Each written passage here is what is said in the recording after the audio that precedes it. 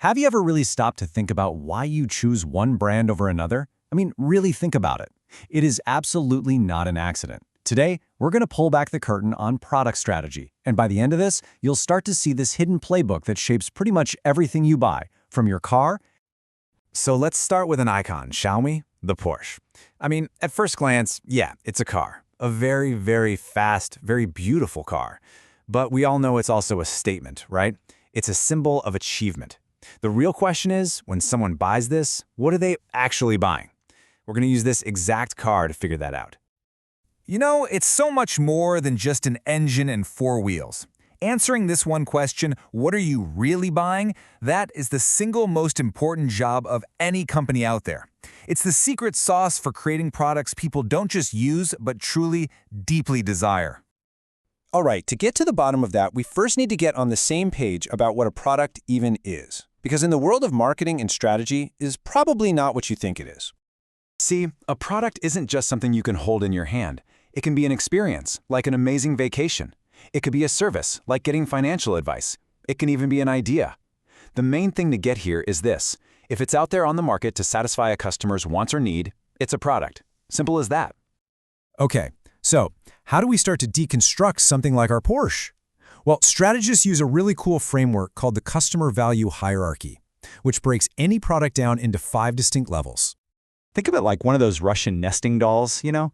Each layer we peel back reveals a deeper, more valuable truth about what the customer is actually looking for. So, let's open up the first one.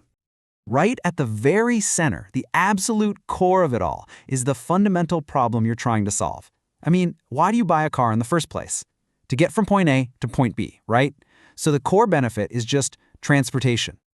Okay, now we take that core benefit and we wrap it in a physical form.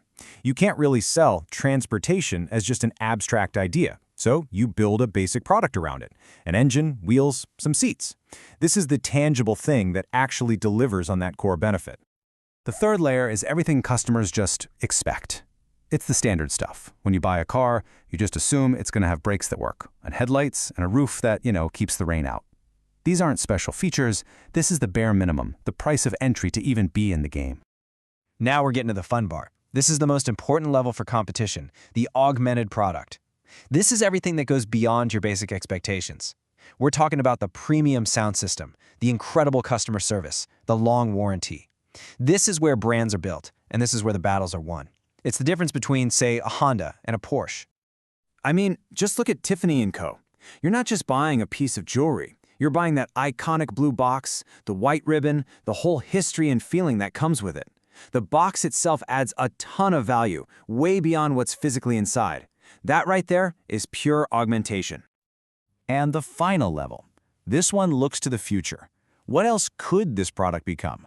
For a car, maybe that's self-driving features or subscription services for new software, or how it connects to your smart home. This is where all the exciting innovation lives. So now that we know how to take a product apart, layer by layer, let's flip it around and look at how companies strategically decide what to build in the first place. This is what we call the art of differentiation. One of the most basic but also powerful ways to stand out is through form. We're talking about the product's unique size, shape, or physical structure. I mean, think about the classic Coca-Cola bottle. Its shape is so unique, you'd recognize it even if it was totally dark. That is differentiation by form. These Siggy water bottles, they're a perfect example. You can spot that classic shape from across the room. The form itself actually becomes part of the brand's identity, and it's what separates it from 1,000 other water bottles on the shelf. Next up, we have features. Now, these are the things that supplement the product's basic function. A company can offer a really bare-bones model, or they can offer one that's just loaded with all the extras. Just think about a printer. A really basic one? Well, it just prints. But this HP model, it can also scan, it can copy, it connects to Wi-Fi, it prints photos right from a memory card. Every single one of those is a feature designed to appeal to a slightly different need, and of course, to justify a higher price. Then there's style. Style is all about the product's look and feel to the buyer. This is really about aesthetics, about emotion. And style can definitely grab your attention and make a product just beautiful to look at. But here's the key. It doesn't necessarily make it perform any better. And here we are, back to our Porsche. Its style, that low profile, the sweeping curves, those iconic headlights, it just screams high performance and luxury.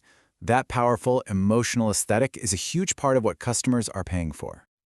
Okay, now this is the big one, design. Design is the totality of all the features that affect how a product looks, feels, and, crucially, functions. So it's not just about style, it's about the entire user experience. Truly great design is always, always customer-centric. The Herman Miller Aeron chair is just a masterclass in design. It's not just about looking cool in an office. Every single curve, every material, every adjustment is engineered for ergonomic support and long-term comfort. In this case, the design is the product. But of course, most companies don't just sell one single product. They manage a whole family of related items. We call this a product line. And you guessed it, they have all sorts of strategies for that too. A really common strategy is something called line stretching. So a company might introduce a cheaper entry-level version to bring in new customers. That's a down-market stretch. Or they might add a super high-end luxury version to boost their brand's prestige. That's an up-market stretch. And if they do both at the same time, well, that's a two-way stretch. Another really powerful tactic is co-branding, where two or more big brands team up on one product. So here you have Tide, a total powerhouse in cleaning, combined with the softening power of Downy, or the fresh scent of Febreze. Each brand lends its own strength to the other, and it creates a product that's way more appealing than either one could be on its own. So here's the big takeaway.